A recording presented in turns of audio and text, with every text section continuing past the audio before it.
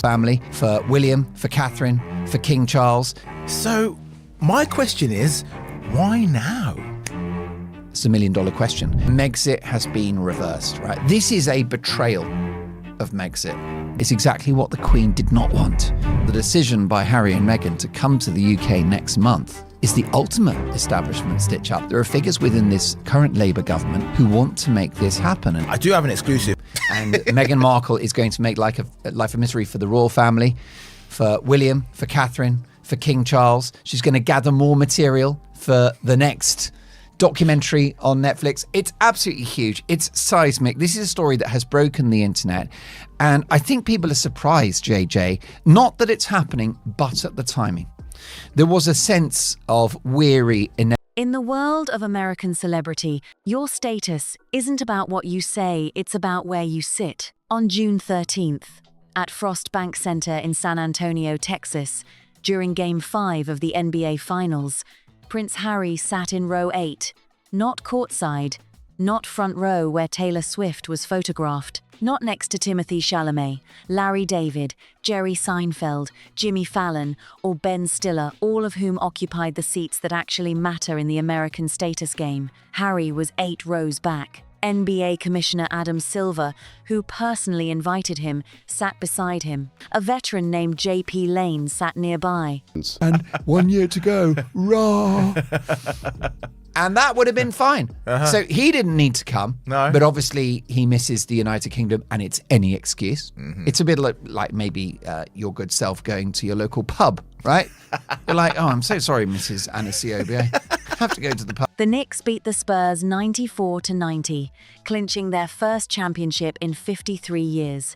Jalen Brunson dropped 45 points and was named Finals MVP. It was, by any measure, a historic night of basketball, and Prince Harry watched it from row 8. Now, to be fair, row 8 at an NBA Finals game isn't cheap. Those seats cost thousands of dollars. By any normal standard, they're excellent. But the American entertainment machine doesn't run on normal standards. It runs on one thing: who sits closest to the floor. By that standard, the only one that counts in L.A., New York, and every boardroom where deals get made, Prince Harry is no longer A-list. As Mark Dolan of the Daily Express put it, Harry is a man whose stock price has just dropped. And according to Rob Shooter's Naughty But Nice Substack, Meghan noticed. Sources cited by Shooter say the Duchess of Sussex was absolutely furious, not because Harry attended without her, but because he was seated behind the A-list rather than among them. A source told Shooter that Meghan notices everything when it comes to image, and that to her, seating is status. It's not just about watching a game, it's about who sees you watching the game. Another insider. They're selling secondhand books. They're having a book sale in the pub. And Harry's like that about England. Any excuse to come. And that's absolutely, the thing. But for Meghan, Harry, and the kids to come together is a statement, okay? The Invictus countdown is an excuse. By the way, that's a countdown to nothing, because Invictus is in real trouble for 3 reasons. Fied Sentibale. Yeah. Second issue you've got, as with Sentibale, concerns about sponsorship for Invictus, with Boeing, for example, pulling their support for the event next year. And then, of course, the issue of the cost of Invictus. It's a great event, and I salute the heroes that participate, but it's over $100,000 per competitor to put it on. Now, it's a charity endeavor. And as we talked about before, maybe you could buy some wheelchairs and a little bit of physiotherapy. Delivered what might be the most revealing line of all. That's the difference between them. He sees a basketball game. Meghan sees a brand. The contrast with their February appearance tells the whole story. At the Intuit Dome in Inglewood, California, during the NBA All-Star Game, Harry and Meghan sat courtside front row, next to Queen Latifah, photographed by every camera in the building. That was 4 months ago. In 4 months, they went from courtside to row 8. In celebrity language, that trajectory has one name: decline. And those 4 months were brutal. When the couple sat courtside in February, with love, Meghan had just been cancelled, but the full damage wasn't yet public. By June, the Netflix distribution pullout had been confirmed. The Newsweek inventory situation had exposed the scale of As Ever's unsold stock. The Spotify exit was complete, and multiple outlets had reported Harry's speaking fees hitting rock bottom. It's going to be about saying Megxit has been reversed, right? This is a betrayal of Megxit. This is the shredding of that agreement. It's over. It's done. And what you're looking at now is exactly what the Queen did not want, which is Harry and Meghan half in, half out. Yeah. Well, my other question to you. The seating change wasn't random. NBA courtside allocation is a cold commercial calculation who generates cameras, conversation, and the kind of attention sponsors actually want. In February, the Sussexes still had that pull. By June, in the ruthless judgment of the people who assigned seats at Frostbank Centre, they no longer did. And according to Shooter's sources, Meghan's frustration went even deeper straight into a direct comparison with William and Catherine. A royal insider told Naughty But Nice that Meghan knows Prince William and Princess Kate would have been offered front-row treatment, pointing to the Wales family's courtside appearances at a Nets Cavaliers game in Brooklyn in 2014, where they were photographed alongside Beyoncé and Jay-Z, and at a Celtics Heat game in Boston in 2022 during the Earthshot Prize visit. The comparison is accurate and devastating. William and Catherine get front-row treatment because they represent a functioning institution with a billion-dollar brand behind it. Harry gets row 8 because he represents a declining personal brand with shrinking commercial value. And when you line this up alongside everything else that's happened in the past 6 months, the pattern becomes impossible to ignore. In an active capacity. Then back until he's got all the bells and whistles, the blue lights, armed officers. He wants access to the intelligence. MI5 have got to tell him what's going down. So has that all been met then? That's all good? Well, it's a brilliant question. I know it's a brilliant question. It's kind of what I do for a living. And the truth is, we don't know, so let's make it up. Oh, yeah, security. I've spoken to a policeman about it. He's called PC Plod. Bobby Plod. And Bobby said, Big Bobby Plod said, there's been a deal. We don't know. We don't know. And that is the issue. Meghan's lifestyle brand As Ever was exposed through a website glitch, reported by Jack Royston at Newsweek, carrying an inventory of over 650,000 units against fewer than 400,000 American visitors across 5 months. Netflix pulled distribution of As Ever products in March. As Mark Dolan put it, that raises an obvious question. Why has one of the richest media organizations in the world pulled out of something that we've been told is making millions? The answer is clear: it wasn't making millions. Meghan's cooking show was cancelled after 1 season and sank to position 1,217 on the Netflix charts before disappearing entirely. Spotify ended its deal, and speaking fees, according to multiple sources cited by Radar Online, collapsed from approximately $1 million per appearance down to as little as $50,000. Then came the Father's Day moment. Meghan's As Ever brand offered what it called a morning ritual gift box for up to £110. The contents? A signature candle, Moroccan mint cardamom tea leaves, herbal lemon ginger tea, sage honey with honeycomb, and a limited edition As Ever matchbox. As Dolan noted, this is not what most fathers want for Father's Day, calling it the most woke morning experience you could ever have. The product isn't designed for fathers. It's designed for a very specific type of consumer, the wellness-obsessed, aspirational, Montecito-coded audience Meghan has been chasing since the brand launched. The problem? That audience. There are figures within the stalkers checked out. She's done. She's called time. Like, thanks, but no thanks. I want to get on with my life. I want to think about that man. But it's very interesting that we don't know what the story is with the security. And if they don't have it, I think that's really embarrassing. To whatever extent it ever existed in real numbers, is no longer buying. Dolan's prediction that As Ever will be wound down within roughly a year, kept alive as a shell website with the illusion of activity but gutted to a skeleton operation, reflects a growing consensus among commentators who've tracked the Sussex commercial slide. The brand isn't growing, it's contracting. And that Father's Day gift box, with its cardamom tea and sage honey, feels less like a product launch and more like a farewell note. Which brings us to the announcement that has taken over the royal news cycle this past week. The Sussexes are coming to Britain. All four of them. Harry, Meghan, Archie and Lilibet, expected to arrive in early July with the stated purpose of marking the one-year countdown to the 2027 Invictus Games in Birmingham, scheduled for around July 10th. Mark Dolan's take on this, delivered on the 200th episode of the Daily Express Royal podcast, was the most sharp and forensic breakdown of Sussex strategy any mainstream commentator has put forward. His core argument? The Invictus countdown is a pretext. Harry could have made this announcement from Montecito on a video call. Because of all the statements they've made. The year that it was nailed on. And so therefore the mood music around this has been that it's likely to happen. And it's very interesting, isn't it, JJ? Because Harry, after his failed legal action against the British government for that armed protection last year, he gave an unexpected interview to the BBC. It's my understanding they were expecting a brief statement. He gave them about half an hour because he was so angry. And he described the decision not to grant him royal armed protection as an establishment stitch-up.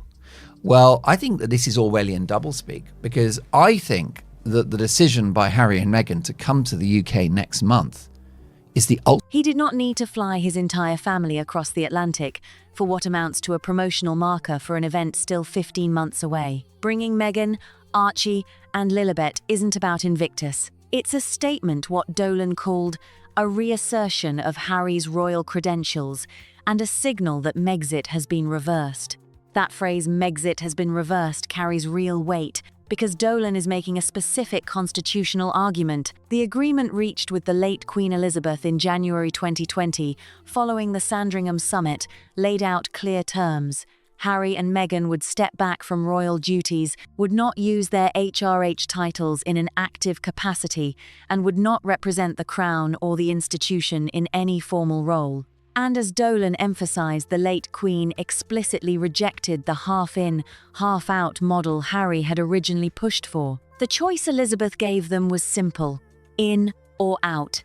There was no middle lane. No arrangement where they could perform royal functions when it suited them and disappear into private life when it didn't. Her rejection wasn't personal or sentimental, it was institutional. It was invoked repeatedly as the reason for their Mutual friend of ours, diary editor of the Daily Mail. He knows his onions, great journalist. And he's been talking about an establishment plan to get Harry and Meghan back, which has been going on for over 2 years. And that there are figures within this current Labour government, including the Foreign Secretary Yvette Cooper, who want to make this happen. And Eden said the establishment are all in with Harry coming home. Why? Why do they want him back? It's a great question. I mean, that's the imponderable, because of course Charles wants to see his grandkids. He hasn't seen them since June 2022. Correct. So these kids don't know their grandfather at all. He'll just be a stranger to them. Exactly, which is really sad. And will they encounter their cousins on this occasion? Probably not. Probably not, no. Because of course the cousins in particular, George, Louis and Charlotte, are the children of... After 7 decades managing the monarchy's relationship with the public, she understood something fundamental: royal duty is not optional, not part-time, and not something you schedule around your own convenience. If one member of the family could show up for royal engagements when it benefited their brand and opt out when it didn't, the entire structure would crack. Every working royal would rightfully ask why they couldn't have the same deal. The line had to be absolute. And yet, what the July visit represents, according to Dolan, is exactly the half-in, half-out arrangement Elizabeth refused to allow. Harry's ITV News interview on Ukraine, conducted in what Dolan memorably described as the attire of a burglar, a beanie hat, like a criminal dressed for crime, was the first major move toward quasi-royal status. The The September 2025 meeting with Charles at Clarence House was the second, and now this July family visit framed around Invictus, but engineered to produce photographs of the Sussex children on British soil, near British palaces, is the third and most significant step yet. Each move has inched the Sussexes closer to the position Elizabeth flatly refused to give them. Betrayal alleged that Invictus Goes to Villa Park. That's an act of war. Yeah. Because Villa, it belongs to William. It's his Yeah. intellectual property. It's his emotions. It's his backstory. It's his narrative. In many ways, it's one of the few human things that we know about William. Yeah. I don't want to be unkind about it. But he's quite a serious chap. Yeah. Potentially even a little austere at times. But we know, where does the passion come from? The football and from the family. So yeah, that is a massive, massive story. The $1 million question regarding your earlier point about Ravek and the armed royal protection, which we're just going to have to assume, this is a little bit of a roll of the dice, but I think he's got it. But notwithstanding that, the only other way that you're going to get protection is if you... And each step, Dolan argues, has been made possible by Charles's emotional vulnerability. He did not hold back, calling the king irredeemably weak. The Clarence House meeting last September, described at the time as very emotional, with hugs and tears, was in Dolan's view the moment Charles opened the can of worms. As Dolan put it bluntly, give him an inch, they'll take a mile. The consequence of that emotional opening, an insult to William, a slap in the face, to a man who, as Dolan noted, hasn't put a foot wrong and has been a very loyal son all these years. According to Dolan, William is at home absolutely boiling with rage. But the most explosive part of Dolan's analysis wasn't even about the Sussexes or Charles. It was his claim presented as an exclusive that the Sussex return is being actively facilitated by figures within the current Labour government. Dolan stated plainly that there are figures within this current Labour government who want to make this happen, calling it the ultimate establishment stitch-up. The phrase is deliberately chosen. Been invited to the UK by the king. But you've been saying to me that you don't think that there's a guarantee that Harry will meet the king That's exactly in right. 2 weeks' time. Before we jump onto that, let me just say to you, dear listener and viewer, subscribe. 86% of you are watching our episodes every single day, but you're not subscribed, so you're missing out on so much good stuff. So just hit... It echoes Harry's own words after his security case defeat, when the Duke called the outcome a good old-fashioned establishment stitch-up. The irony is sharp.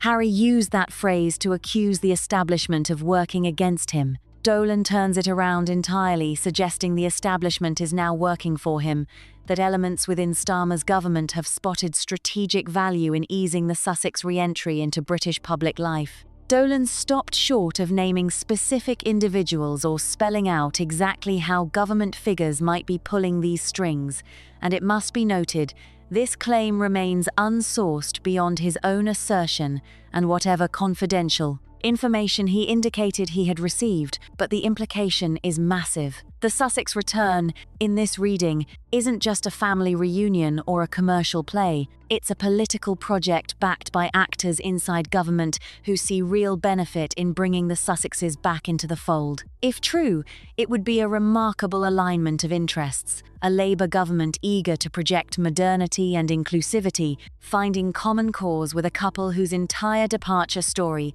was built on claims of institutional racism and media persecution.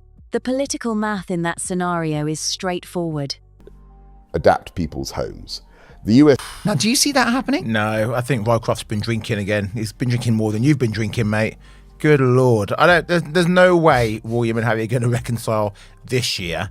I think in the future, perhaps, but certainly not anytime soon. Well, I don't think it's possible as long as Harry and Meghan remain husband and wife. And I don't wish to cause a marriage to end. I'm just going to put it out there. The inconvenient truth is that as long as they are married, there will never be full trust between the palace and the... And they go, look, it's horrible. I'm so sorry. Yeah. I'll be honest. Meghan got in my head and poisoned me against all of you.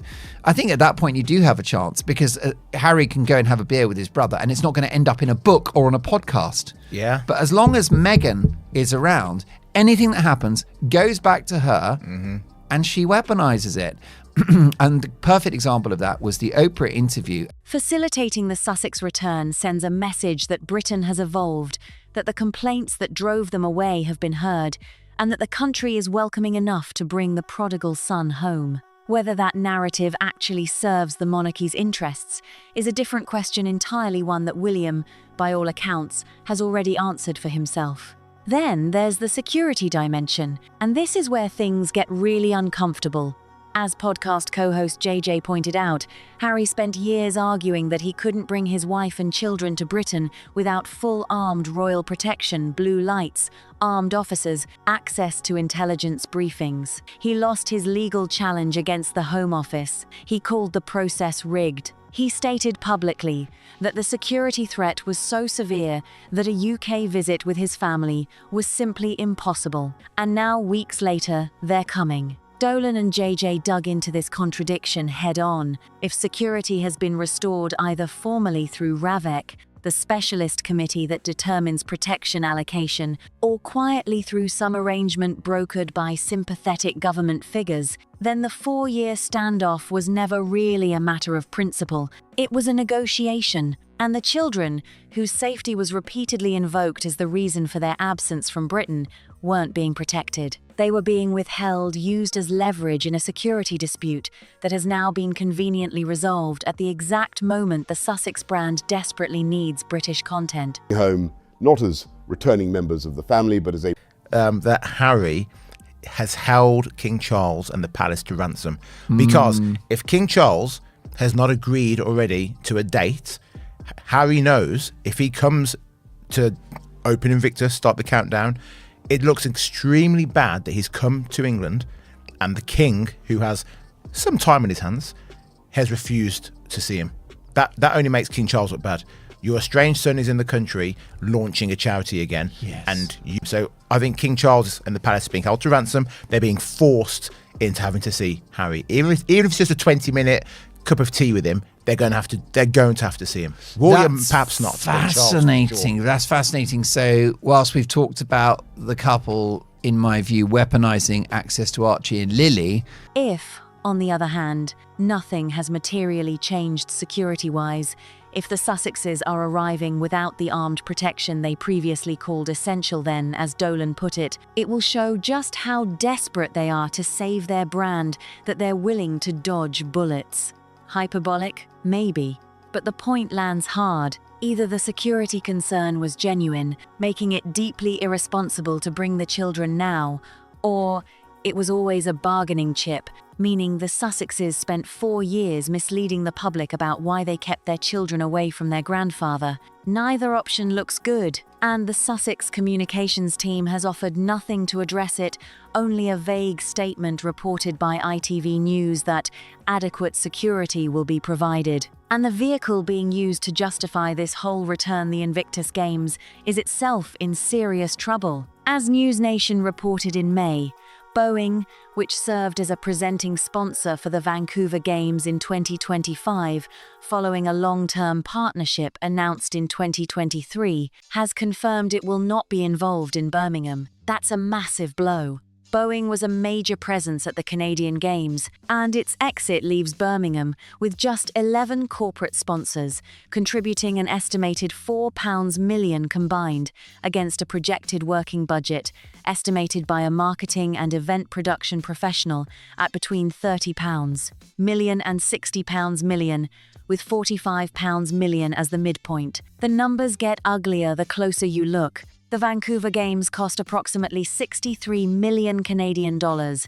Walks away from your charity, the matchbox is still just a matchbox. and this charitable event, and the fact that he's in the UK with the whole family, well, that's a brutal assessment, and you can't rule it out given past behavior, because the way that we analyze human beings is to look at patterns of behavior. And if there's an allegation against someone which is in isolation, and there have been no such examples before or since, you have to wonder. That's where you need a bit of scrutiny. But if you've got the likes of the Sussexes who have a modus operandi, Roughly $118,000 per competitor. By comparison, the US Warrior Games, a similar event for wounded service members, runs on about $2 million annually. Germany's equivalent costs around $200,000 total and involves half the participants. Claims have also surfaced that funds were directed toward private jets, five-star hotels, and personal transportation for Harry and Meghan, which, combined with the Boeing withdrawal and Birmingham's budget crisis, paints a picture of an organization under severe financial strain. Birmingham itself only adds more weight to the problem. The City Council declared bankruptcy in September 2023, disclosing an £87 million budget deficit compounded by a £760 million equal pay liability. While Birmingham technically exited bankruptcy in February 2026, significant local resentment remains over the £30 million government bid that brought the games there in the first place. Dolan noted the bitter irony the Invictus countdown being used as the pretext for this high-profile family visit is actually a countdown to an event whose financial survival is genuinely uncertain, and veterans themselves are increasingly unhappy. The concern, echoed by former Invictus executive Sophie Shanduka's earlier criticism, is that the Games have become the Harry and Meghan show rather than a true celebration of the service members it was created to honour. So, You can't keep a good woman down, can you? a Father's Day breakfast in bed set for up to £110. She calls it the Morning Ritual gift box, which includes a signature candle, number 519, Moroccan mint, cardamom, tea leaves, our signature scents, herbal lemon ginger tea, sage honey with honeycomb, and limited edition as ever matchbox. Ousted Canadian Invictus executives quoted by Bauer made their feelings crystal clear they resented what they saw as the Sussexes pushing their way in, with one protesting that Meghan is bling, not rehabilitation. Former Invictus Foundation head Dominic Reed, according to Bauer, was deeply uncomfortable with the event being used as a vehicle for the couple's personal brand rather than functioning as a genuine charitable endeavour. Dolan tied this to a broader financial reality. At over $100,000 per competitor, Invictus is an extraordinarily expensive way to support wounded veterans. As Dolan put it, maybe you could buy some wheelchairs and a bit of physiotherapy for people that need it, adapt people's homes. The US Warrior Games achieves comparable results on roughly $2 million a year. The gap between Invictus's costs and its actual charitable output raises serious questions the organization has never adequately answered. Questions made even more urgent by allegations that funds were steered toward luxury, travel, and five-star accommodation for the Sussexes themselves. And yet the visit will go ahead. The photographs will be taken. Archie and Lilibet will appear on British soil for the first time since 2022. Front pages will run the images. American producers and brand partners will see the Sussex family framed against the backdrop of British institutional life. For a moment, maybe a week. And row 8 in the end may have been generous. A set of gifts. And I mean, this is, more proof that Meghan is really struggling for ideas with this as ever brand. I think it'll be wound up in around a year's time. And I think what you'll see it wound up in the way that the Archwell Charity Foundation has been wound up, which is to be kept as a kind of brand which is out there, but essentially a skeleton service. And I think she'll keep it as a little bit of but it's gold all the way for us. There was a guy from Tin that was in reception and we had him moved on. So on Monday, we recorded our special additional episode that we send to our beautiful members of Club. Maybe just one news cycle. The slide from courtside to row 8 will be interrupted. The brand gets its transfusion of royal imagery. The commercial collapse gets temporarily masked behind the visual language of family reunion and charitable purpose. But the underlying numbers haven't moved. The products aren't selling. The partnerships are collapsing. The speaking fees have cratered. Netflix has downgraded its relationship. Boeing has walked away from Invictus. And an American celebrity economy that once placed Harry and Meghan in the front row has quietly shuffled them 8 rows back because in that economy, status is not inherited. It is earned. And the Sussexes, for all their titles, all their connections, and all their carefully briefed narratives, have not earned their seats. What they have done, and this is Dolan's most damaging argument is shredded the agreement that gave their departure its dignity. The late Queen, in her final years, accepted the loss of her grandson on one condition: that the separation would be clean. No half measures, no straddling the line between royal duty and private enterprise. That agreement is now, in Dolan's assessment, in ruins. The Sussexes aren't coming home as returning members of the family. They're coming as a brand in crisis, reaching for the one asset Montecito cannot manufacture: proximity to the crown. And somewhere in Clarence House, a king who cannot say no to his son watches the preparations, knowing full well that every photograph from July will be weaponized. Every image of Archie and Lilibet near their grandfather will be deployed to prove the Sussexes are still royal, that the connection endures, that the brand still carries the weight of the institution behind it. William knows this. The institution knows this. The late Queen knew this, which is exactly why she drew the line where she did. That line has now been crossed. Row 8 was the market telling the truth. The July visit is the Sussexes' attempt to argue with the market, to insist, through the language of family and charity and children's faces, that they belong in the front row. There's one small detail from that Father's Day gift box that captures everything with accidental precision. Buried among the items in the £110 set is a limited edition As Ever matchbox. A matchbox. For £110, you receive, among other things, a small cardboard box designed to hold matches. It is a perfect miniature of the entire Sussex commercial model. Take something ordinary, attach a royal adjacent brand name, price it at a multiple that only makes sense if the brand carries genuine cachet, and hope the premium holds, sustained entirely by the association with an institution they chose to leave. When the association weakens, when you slide from courtside to row 8, when Netflix pulls your distribution, when Boeing walks away from your charity, the matchbox is still just a matchbox, and £110 for tea and matches isn't luxury, it's delusion.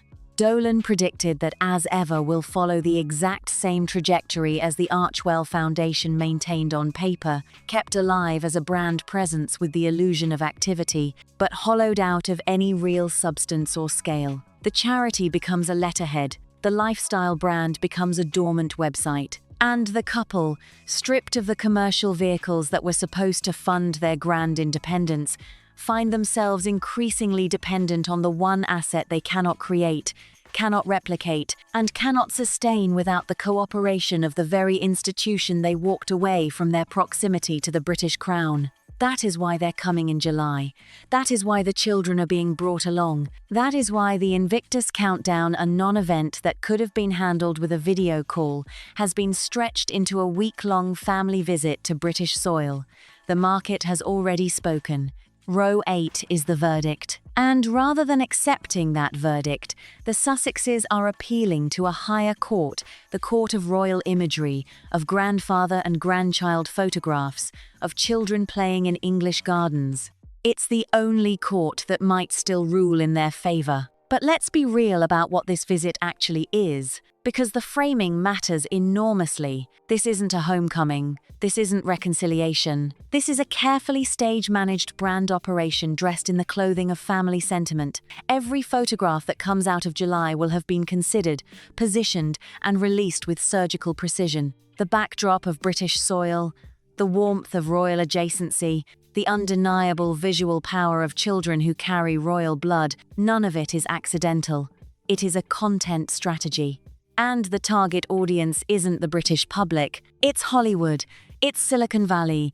It's the American brand partners and media executives who have been quietly stepping back and need to be reminded that the Sussex name still carries weight. The tragedy, and there is a genuine tragedy buried underneath all of this, is what gets lost in the performance. Those children are real. The grandfather who hasn't seen them is real. Whatever private pain exists within that family is real. But the Sussex communications machine has made it nearly impossible to separate the genuine from the strategic, because every genuine moment has been packaged, every private emotion has been monetized, and every family milestone has been converted into content. When you have spent years turning your personal life into a brand, the public loses the ability to see where the person ends and the product begins. And that, perhaps more than anything else, is the real cost of the path the Sussexes chose. Not the Netflix cancellations, not the collapsed speaking fees, not even the slide from courtside to row 8. The real cost is credibility, the slow erosion of the public's willingness to take anything at face value. When Meghan launches a lifestyle brand, people question the authenticity. When Harry speaks about mental health, people question the motive. When they bring their children to Britain and frame it around Invictus, people, including commentators like Dolan, immediately reach for the calculator rather than the tissue box. That skepticism was earned, not assigned. It accumulated through a series of choices: the Oprah interview, the Netflix documentary, the memoir, the legal battles, the public statements that later proved inconsistent. Each one chipped away at the goodwill that their departure might otherwise have preserved. And now, at the moment when they need the public to simply believe in the sincerity of a family visit, the reservoir of goodwill is running dangerously low. Meanwhile, William's silence continues to speak at full volume. There has been no public statement welcoming the visit, no coordinated appearance planned, no signal from Kensington Palace that the Prince of Wales views July as an opportunity for healing. His position has been consistent since the Oprah interview, consistent through the memoir, consistent through every legal skirmish and every briefed narrative, and it has not shifted. William understands something about institutions that Harry appears to have forgotten. That trust, once broken at that level, does not repair itself through a week of good photographs. Theo Rycroft, the King's new deputy private secretary, reportedly believes that the path to reconciliation remains open. His reputation as a peacemaker within royal circles suggests he is working quietly behind the scenes to create the conditions for some kind of rapprochement. But peacemaking requires both sides to want peace on terms that the other can accept. And the terms the Sussexes appear to be seeking: a return to visible royal adjacency,